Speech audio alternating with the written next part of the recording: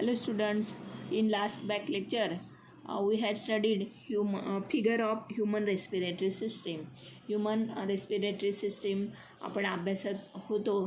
त्यामध्ये हे जे काही पार्ट्स आहेत या डायग्राममध्ये या फिगरमध्ये मी ते तुम्हाला लेबलिंग करून दिली होती. Nasal cavity, oral cavity, larynx, pharynx, trachea, left lungs, bronchioles, bronchi, diaphragm and अल्वोलीपर्यंत आपण आलो होतो. तर यामध्ये रेस्पिरेशन आपण अभ्यासात होतो. रेस्पिरेशनमध्ये आपण ब्रीदिंग आणि सेल्युलर रेस्पिरेशन असे आपण दोन जे काही पार्ट्स आहेत ते आपण पाहिले होते. तर यामध्ये ब्रीदिंग सिस्टीम आपण अभ्यासली. Breathing system is made up of breathing tract and breathing organ called lungs हे आपण अभ्यासलं होतं.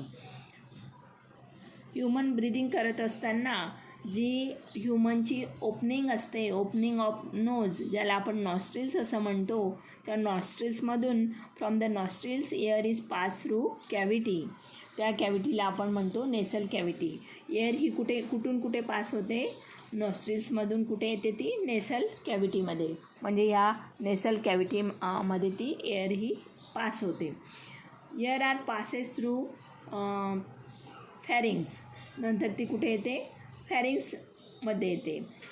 फॅरिंग्स म्हणजेच जिथे ओरल अँड नेसल कॅव्हिटी ही फ्यूज झालेली असते त्याला आपण फॅरिंग्स असं म्हणतात. तर इथे डायग्रॅममध्ये ही अस्पष्ट असल्यामुळे इथे आपण फॅरिंग्स ही दाखवलेली नाही आहे. मात्र फॅरिंग्स मी जी डायग्रॅम काढली होती आधीच्या लेक्चरला त्यामध्ये फॅरिंग्स हे डिनोट केलेलं आहे, रिप्रेझेंट्स केलेलं आहे. तर नंतर ती कुठे येते? मग एअर पासेस थ्रू फॅरिंग्समध्ये येते.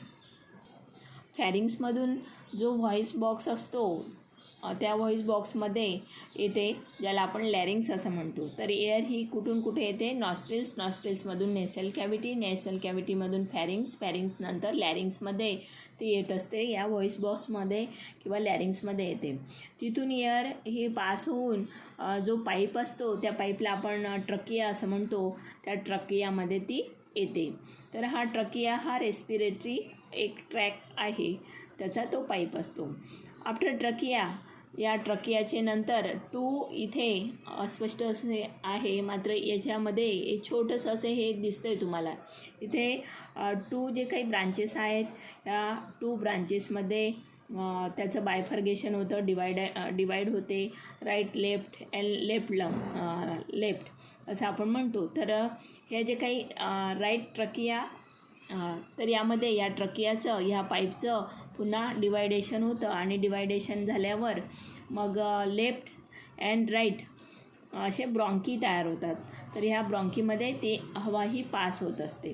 तर राईट अँड लेफ्ट ब्रॉन्कीमध्ये आल्यानंतर एंटर्स इन तर ही 1 right lungs and other left lungs. तर अशा दोन्ही याच्यामध्ये ती हवा ही येत असते. तर ब्रॉन्की आर डिवायडेड. पुन्हा या bronchi are divided into small branches. हे अस्पष्ट असं आहे. तर यामध्ये स्मॉल ब्रांचेसमध्ये त्याची डिवायडेशन होतं आणि डिवायडेशन झाल्यावर यामध्ये नंतर ब्रॉन्क्युअल्समध्ये ती हवा ही येत असते, एअर ही पास होत असते. ईच ब्रॉन्क्युअल्स जे काही आहे त्या ईच ब्रॉन्कियल्सच्या एंडला स्मॉल असे बलून्स असतात. या बलून्सला आपण म्हणतो अलोली. तर त्यांचं एक लाईक बंडल्स ऑफ ग्रेप्स आपण त्याला म्हणू शकतो. तर तसं ते स्ट्रक्चर असतं ग्रेपच्या बंडलसारखं, त्याला आपण अलोली असं म्हणतो. त्या अलोलीमध्ये ती हवा ही येते. तर या पद्धतीने इथे रेस्पिरेटरी ट्रॅक हा संपतो. तर या पद्धतीने नॉस्ट्रिल्समधून नंतर ती नेसल कॅव्हिटीमधून फॅरिंग्स, लॅरिंग्समध्ये येते. लॅरिंग्समधून मग ट्रकियामधून मग ब्रॉन्की नंतर ब्रॉन्किओल्स आणि मग तिथून ती लंग्समध्ये येत असते. तर या पद्धतीने ब्रॉन्किओल्स आणि मग लंग्समधून मग ती अलोली जे काही आहे small grapes like balloons like structure alveoli, त्या अलोलीमध्ये येते. आणि मग नंतर तिथे एक मसल शीट असते. मसल शीट हा दाखवलेला आहे इथे. मसल शीट ज्याला आपण म्हणतो डायफ्रम असं म्हणतो. तर हा डायफ्रम आपण त्याला म्हणतो कारण हा मस्क्युलर ऑर्गन आहे आणि तो सेपरेट करतो चेस्ट आणि ॲबडोमेनला. तर यामध्ये त्यालाच आपण डायफ्रम असं म्हणतो. Its main role is help to breathing. तर डायफ्रम हा ब्रिदिंगला काय करत असतो, हेल्प करत असतो. तर या पद्धतीने यामध्ये पर्यंत ऑक्सिजन येतो आणि मग अल्व्होलीचं इथे तुम्हाला इथे या डायग्रॅममध्ये झूम असं स्ट्रक्चर हे दिलेलं आहे. तर ह्या अल्व्होलीचं हे स्ट्रक्चर या पद्धतीने अल्व्होलस, एकाला आपण अल्व्होलस असं म्हणतो आणि हे पूर्ण अल्व्होलीचं स्ट्रक्चर हे दिलेलं आहे. तर हे अल्व्होली आहेत. तर अल्व्होलीमध्ये ऑक्सिजन आल्यानंतर याच्यामध्ये अल्व्होली सराउंड्स विथ ब्लड व्हेसल्स. तर अल्व्होलीला कशाने, ब्लड व्हेसल्स ह्या सराउंड केलेल्या असतं अल्व्होलीला. तर ह्या ज्या काही ब्लड व्हेसल्स आहेत त्यामध्ये ज्या सर्वात स्मॉलेस्ट अशा ब्लड व्हेसल्स आहेत ज्याला आपण कॅपिलरीज असं म्हणतो, त्या कॅपिलरीजने या अल्व्होली सराउंड्स झालेल्या असतात. फॉर एक्झाम्पल या पद्धतीने मी झूममध्ये या पद्धतीने ही डायग्रॅम अशी काढलेली आहे. तर ह्या ज्या काही ही जी काही दाखवली ही छोटी अशी स्मॉल अशी ब्लड व्हेसल्स मी दाखवलेली ही सराउंडेड असते अल्व्होलीला. तर छोट्या छोट्या असं नेटवर्क असतं ब्लड व्हेसल्सचं किंवा ब्लड कॅपिलरीज आपण त्याला म्हणतो. या ब्लड कॅपिलरीजचं ते एक नेटवर्क असतं. तर या नेटवर्कमध्ये ऑक्सिजन हा येत असतो. पुन्हा आता इथे ऑक्सिजन कुठपर्यंत आला आहे, अल्व्होलीपर्यंत आलेला आहे.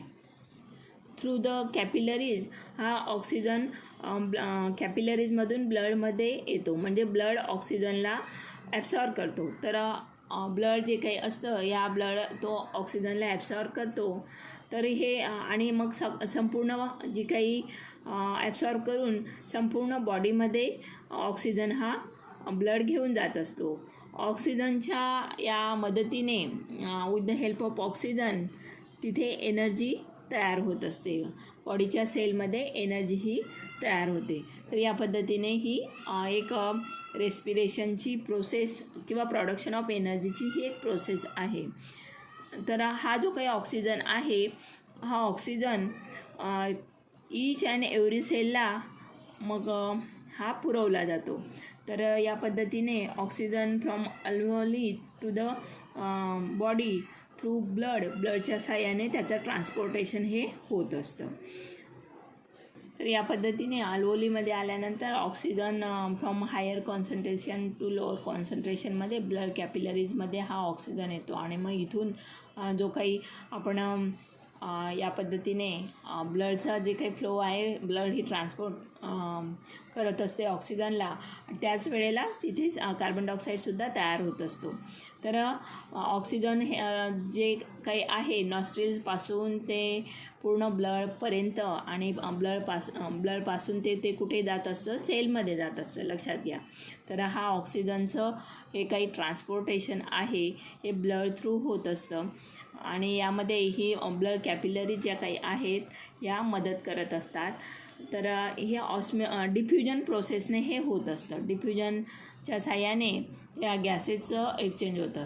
जेवढा ऑक्सिजन हा बाहेरून आपण आउटसाईडने ऑक्सिजन येतो higher concentration to lower concentration, तेवढ्याच आपल्या बॉडीमध्ये जो काही CO2 हा तयार झालेला असतो तो CO2सुद्धा ब्लड कॅपिलरीजमधून तो अल्व्होलीमध्ये आणि अल्व्होलीमधून तो अपोजिट साईडने आपल्या नॉस्ट्रिल्समधून बाहेर पडत असतो. तर हे एकाच वेळेला ही प्रोसेस ही होत असते. तर एक्सचेंज ऑफ गॅसेस आपण त्याला म्हणतो.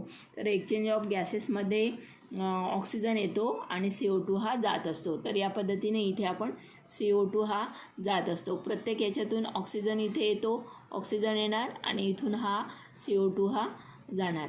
तर या पद्धतीने from higher to lower concentration या पद्धतीने इथे ऑक्सिजन येणार पुन्हा कॅपिलरीजमध्ये आणि बॉडीमध्ये तयार झालेला CO2 हा अलोलीमधून ब्लड कॅपिलरीमधून, कारण ही परमेएबल मेम्ब्रेन असते, आणि मग इथून या पद्धतीने अलोलीमधून मग तो पुन्हा सगळ्या अपोजिट साईडने नॉस्ट्रिल्सपर्यंत जातो आणि तो तिथून CO2 हा बाहेर पडत असतो. तर या पद्धतीने म्हणजेच काय की आता इथे आपल्याला 2 पद्धतीचं ब्लड आपल्या शरीरामध्ये असतं. ऑक्सिजनेटेड ब्लड ज्याच्यामध्ये ऑक्सिजन हा प्रेझेंट असतो, आणि डिऑक्सिजनेटेड ब्लड. डिऑक्सिजनेटेड ब्लड म्हणजे ज्याच्यामध्ये CO2 हा प्रेझेंट असतो. तर या पद्धतीने जे ब्लड इथे कॅपिलरीज जर आपण बघितलं तर याच्यामध्ये ब्लड प्लस ब्लड येत असताना आपल्या शरीरामध्ये सगळ्या सेल्समध्ये ब्लड येत असताना CO2 ब्लड आणि CO2 ब्लड प्लस CO2 म्हणजेच काय, हे डिऑक्सिजनेटेड ब्लड असतं. हे डिऑक्सिजनेटेड ब्लड जे तयार होतं ते अलोलीमध्ये अलोलीमध्ये ते पाठवलं जातं, आणि हे ऑक्सिजन आलेलं जे काही ब्लड आहे हे पुढे कंटिन्यू हे ब्लडमध्ये ऑक्सिजन हा जो ब्लड प्लस ऑक्सिजन हा जो काही ॲड झालेला असतो हा सेलमध्ये मग नंतर पुरवला जातो. तर ही असं एअरची पास किंवा ऑक्सिजनचे एक्सचेंज इथे होत असतं, आणि एक्सचेंज ऑफ गॅसेस हे तुम्हाला एवढं डिटेलमध्ये इथे दिलेलं नाही आहे, नुसती डायग्राम दिली आहे पण तिथे अस्पष्ट अशी आहे, त्याच्यात काही कळत नाही. मात्र तुम्हाला तो फ्लो मी सांगितला. तर या पद्धतीने हे ऑक्सिजनेटेड ब्लड हे तयार होतं आणि ह्या डिफरंट सेलला ते पुरवलं जातं, आणि मग नंतर हा ऑक्सिजन कुठे जात असतो, तो सेलच्या मायटोकॉन्ड्रियामध्ये जात असतो, लक्षात घ्या. आणि सेलच्या मायटोकॉन्ड्रियामध्ये तुम्हाला माहिती आहे मायटोकॉन्ड्रिया हा एक सेल ऑर्गनेल्स आहे, सेलमध्ये असणारा सेल ऑर्गनेल्स आहे, आणि इथे ऑक्सिजनच्या मदतीने ब्लडने आणलेला जो काही ऑक्सिजन आहे त्या ऑक्सिजनच्या मदतीने इथे एनर्जी प्रोडक्शन हे होत असतं. तुम्ही गेल्या वर्षी मायटोकॉन्ड्रियाचा अभ्यास हा केलेला आहे. त्या मायटोकॉन्ड्रियाला it is a powerhouse of cell असं आपण त्याला म्हणतो. पॉवर हाऊस तर पॉवर हाऊस का म्हणतो, कारण तो एनर्जी प्रोडक्शन हा करत असतो. तर या पद्धतीने एनर्जी प्रोडक्शन हे कुठे होतं, मग नंतर या पद्धतीने हे अलोलीचं मी स्ट्रक्चर हे दिलेलं आहे.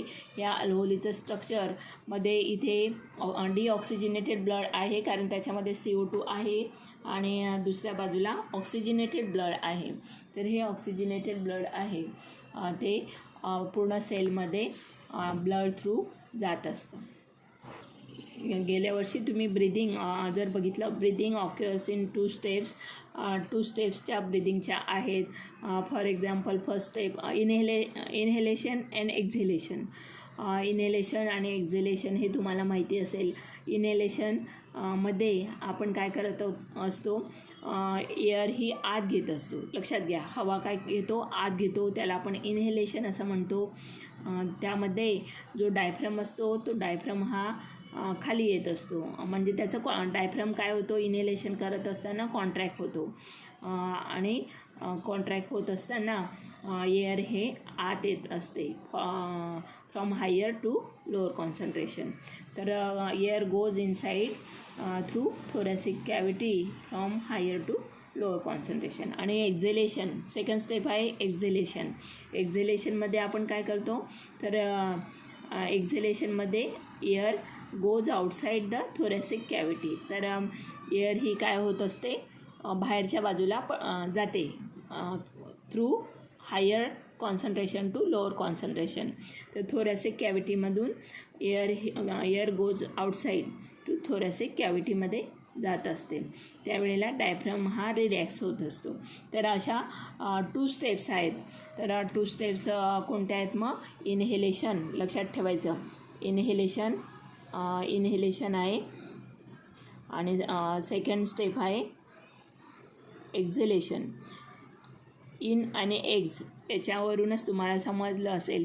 तर इनहेलेशन आणि एक्झेलेशन अशा 2 स्टेप्स आपण ब्रिदिंग करत असतो. इनहेलेशन म्हणजे एअर आपण आत घेणे, air goes inside thoracic cavity from higher to lower concentration.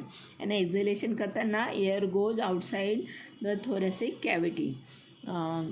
तर या पद्धतीने इनहेलेशन अँड एक्झेलेशन या 2 स्टेप्स आहेत ब्रीदिंगच्या. लक्षात घ्या, breathing it is a small process. हे आपण आधीच्या लेक्चरला अभ्यासलेलं आहे. तर या पद्धतीने आपण बघितलं. त्याआधी आपण ग्लायकोलिसिस आपण बघणार आहोत. तर ग्लायकोलिसिसच्या आधी जे आपण अन्न खातो, फूड खातो, फूडमध्ये जे कार्बोहायड्रेट्स असतं, carbohydrates of the food that consume every day. आपण रोज कार्बोहायड्रेट्स खातो म्हणजे आपण चपाती, भात, भाकरी याच्यामध्ये कार्बोहायड्रेट्स असतं. Every day are mainly utilise for production of energy required for daily need. तर आपल्याला आपण ज्या वेगवेगळ्या डिफरंट ॲक्टिव्हिटीज करत असतो, बोलणे, चालणे, पाहणे, तर अशा किंवा धावणे, रनिंग करणे, तर या ज्या काही ॲक्टिव्हिटीज किंवा दिवसभरामध्ये आपण जे काही वर्क करतो त्यासाठी आपल्याला एनर्जीची आवश्यकता असते. मग ही एनर्जी आपल्याला कुठून मिळते? तर कार्बोहायड्रेटमधून मिळत असते. लक्षात घ्या, कार्बोहायड्रेटमधून एनर्जी मिळते. दिस एनर्जी इज ऑब्टेन. तर ही एनर्जी आपल्याला जो एनर्जी रिच कंपाऊंड आहे त्या एनर्जी रिच कंपाऊंडमधून मिळत असतो. त्याला आपण ATP असं म्हणतो. तर हा ATP म्हणजे हा एनर्जी रिच कंपाऊंड आहे. तर यापासून आपल्याला कार्बोहायड्रेटपासून आपल्याला एनर्जी ही मिळते in the form of ATP. कोणत्या फॉर्ममध्ये? Energy obtain form ATP means adenosine triphosphate molecule. तर फॉर दिस पर्पज त्यासाठी मग हे कार्बोहायड्रेट जे आपण खातो, चपाती, भाजी किंवा भात असेल, त्याच्यामध्ये जे काही कार्बोहायड्रेट्स खातो तर कार्बोहायड्रेटचा एक मॉलिक्यूल आपण घेतला. फॉर एक्झाम्पल कार्बोहायड्रेट्समधून आपण ग्लुकोज, कार्बोहायड्रेट्सचा मोनोमियर जर आपण बघितलं ग्लुकोज, तर glucose a type of carbohydrate. Glucose हा एक कार्बोहायड्रेटचा टाईप आहे. त्या ग्लुकोजचं काय होतं मग पुढे? ऑक्सिडेशन होतं. तर ग्लुकोज इज ऑक्सिडाइज, मात्र तो स्टेप बाय स्टेप होत असतं. ग्लुकोजचं ऑक्सिडेशन हे स्टेप बाय स्टेप्स होतं सेलमध्ये हे घडून येत असतं. अगदी अचानक पटकन आपण ग्लुकोज खाल्ला आणि लगेच आपल्या बॉडीमध्ये एनर्जी तयार झाली असं कधी होत नाही. तर हे ग्लुकोजचं जे काही ऑक्सिडेशन असतं हे स्टेप बाय स्टेप होत असतं. असंख्य अशा स्टेप्स आहेत. तर step by steps, for example 10 steps असतात त्याच्यामध्ये. तो अभ्यास तुम्हाला नाही आहे, मात्र 10 स्टेप्स त्याच्यामध्ये होत असतात. दिस इज कॉल्ड, आणि त्यालाच आपण सेल्युलर रेस्पिरेशन असं म्हणतो. मग याच्यामध्ये तुम्हाला सांगितलं की रेस्पिरेशनमध्ये फर्स्ट पार्ट होता आपला ब्रीदिंग आणि सेकंड कोणता होता? सेकंड पार्ट होता सेल्युलर रेस्पिरेशन. तर सेकंड पार्ट होता सेल्युलर रेस्पिरेशन आपण त्याला म्हणतो. तर सेल्युलर रेस्पिरेशन होत असताना ग्लुकोजचं ऑक्सिडेशन होतं आणि त्यापासून आपल्याला ATP एनर्जी रिच कंपाऊंड हा मिळत असतो. मात्र हे ग्लुकोजचं ऑक्सिडेशन हे स्टेप बाय स्टेप होतं. अगदी अचानकच ग्लुकोजचं ऑक्सिडेशन होऊन लगेचच आपल्याला एनर्जी मिळाली असं कधीच झालं नाही.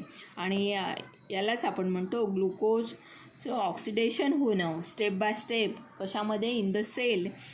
It is called cellular respiration. ते सेलमध्ये घडून येतं म्हणून त्याला सेल्युलर रेस्पिरेशन असं म्हणतात.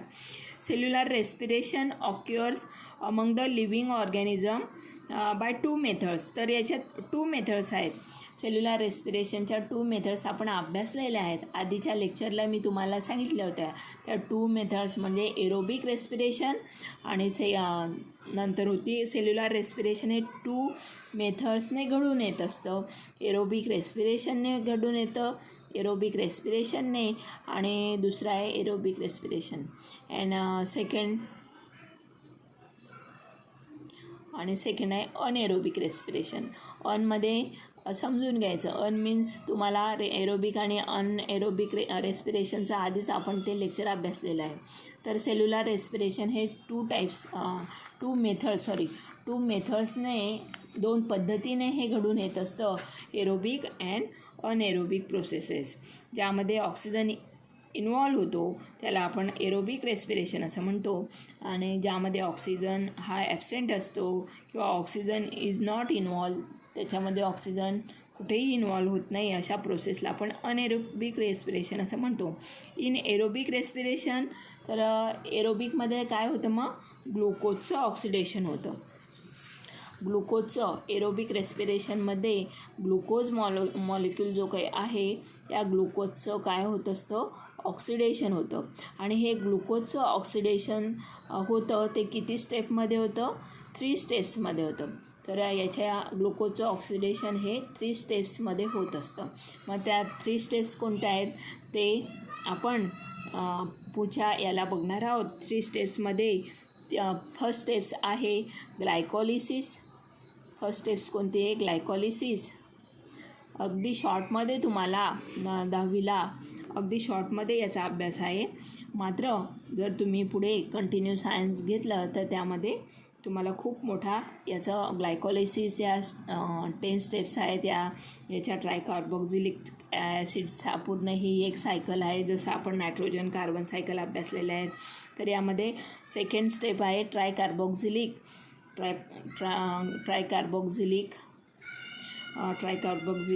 Acid cycle. तर यामध्ये कार्बोक्झिलिक ॲसिड सायकल ही सेकंड हे आहे. तर 3 स्टेप्समध्ये आपण बघतो आहे ग्लुकोजचं ऑक्सिडेशन 3 स्टेप्समध्ये ॲसिड सायकल. आणि पुन्हा थर्ड स्टेप जर आपण पाहिली तर ती थर्ड स्टेप म्हणजे ETC चेन किंवा मग त्याला आपण इलेक्ट्रॉन ट्रान्सफर चेन रिॲक्शन असं म्हणतो. थर्ड स्टेप्स आहे ती म्हणजे इलेक्ट्रॉन ट्रान्सफर